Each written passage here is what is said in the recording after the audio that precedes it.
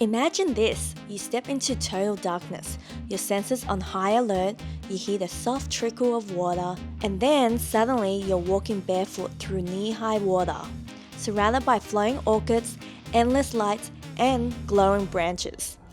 This isn't fancy, this is teamLab planets in Tokyo. Hey, it's Marie from Sunsets and Speakeasies.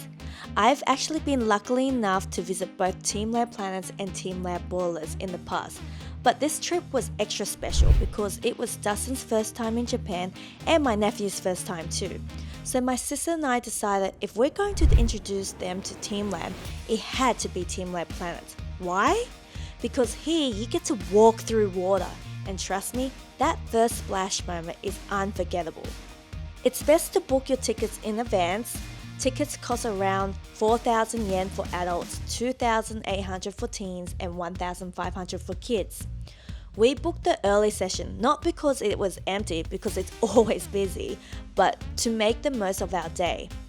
And pro tip, evening tickets on weekdays can sometimes be cheaper, so just go online and check it out. So once inside, they take you to locker rooms where you take off your shoes and socks. You'll be barefooted except in the athletic forest. Ladies, avoid skirts. There are mirrors everywhere, including on the floor. So shorts or skirts are the way to go. Guys, definitely wear shorts too. And honestly, it's an awesome place to grab creative solo shots just using the reflections. The journey begins in a complete darkness. It's quiet, disorientating, and plays with your senses. As you make your way through the maze, you hear the sound of water, and soon you're stepping into shallow water. Just a taste of what's to come. Your first major stop is the infinite crystal universe. This was Dustin's favorite. It's like walking through a galaxy of hanging light with ambient music that syncs perfectly as the lights pulse and shift. We've seen other exhibits try to copy this, but nothing, and I mean nothing, compares how teamLab Planets does it here in Tokyo. Next, you move through the dark again and enter the mirrored water walk. The water rises to your knees and you're surrounded by koi fish projections swimming at your feet. When you touch them, they bloom into petals. It's so simple and yet so magical. This was actually my sister's favorite space. From there, you'll find the bubble universe. Now this was one of my nephew's favorite spaces. It's where the giant glowing spheres float and wobble around you in soft pastel lights. It's playful and fun, kids love it, and let's be honest, the adults did too. Then comes the flower dome. Peaceful sanctuary where digital blossoms float above you while soft zen music plays. You lie down, sit, or just gaze up and get lost in it. Dustin loved this space. He said he could have fallen asleep right there and then. After that, you reach one of my favorites, the floating flower garden. Thousands of real orchids rise and fall around you as you walk through. Last time I came here, you were limited to 5 minutes and had to sit quietly and take it all in. But now, you can stay as long as you like, walk, sit, lie down, just move gently, because the orchids are delicate and very much alive. Surrounded by flowers, orchids, real orchids hanging upside down. They're going up and down, it's so cool. It's so cool, it's so pretty.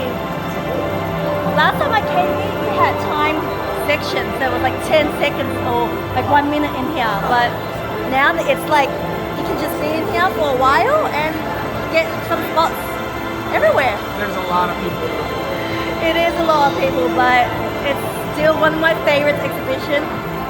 I love this and I recommend Team Planets because it's just more interactive and it's so beautiful. Like, look at that! And the mirrors. And finally, the new highlight, the athletic forest. This is where art becomes a playground. You climb glowing branches, balance on flowing orbs, bounce on spheres that leave trails of light, and cross platforms that pulse beneath your feet. It's creative, physical, and so much fun. This is the new area and it's so beautiful. You gotta download the app so you can catch some animals in here. And it's just, it's amazing. It's like Avatar here. There's even a section where kids or adults can draw or color in creatures, scan them, and see their creations pop up on the digital wall. And yes, there's a slide. I raced my nephew, and guess who won? Me! I'm a little competitive like that. What's even cooler is the catching and collecting extinct animal in the forest. You download an app, explore the space, and capture digital animals with your phone. It's like building your own extinction guide as you go. Super fun and super clever way to learn something along the way. The magic of teamLab planets is that it dissolves the line between you and the art. You're not just looking at it, you're in it. It's interactive, immersive, and unforgettable. Give yourself at least 2 to 4 hours, maybe more if you want to soak it in and take your time through this space. Wear light, comfortable clothes, shorts are the best. The athletic forest is the only place where you'll need shoes again. And yes, it's busy, it's crowded, because teamLab Planets recently won the Guinness World Record as the most visited art museum of its kind in the world. If you're looking for an art experience that will move your body, your senses, and your soul, teamLab Planets is a must. Book your tickets, dive into the light, the water, and the flowers, and just enjoy the ride. Okay, so what did you think about the exhibition? The exhibition was really pretty magical. It was really cool. I thought it was one of the better ones we've ever been to. Yeah, it was really big as well, and they had the activities and stuff. That was fun. So it's not just for the little kid.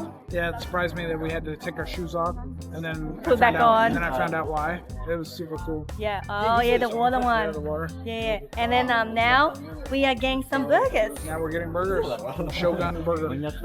And that's my little nephew at the back, trying to hide. There he is. All right, wagyu burgers, here we come. We've had Shake Shack. Shake Shack. Right next to it. Oh man, Battery's about dead. his battery's dying. We haven't got our food yet. We've Still been haven't got our waiting. food. It's like 25 minutes, 30 So minutes. in the end, I was right. We should have went to Shake Shack, but we already paid, so that was too late. Yep, that's right. And then waiting for a line. But the reason why we're getting Shogun Burgers is because of the wagyu burgers. It's really, really good, and you can only get it in Japan.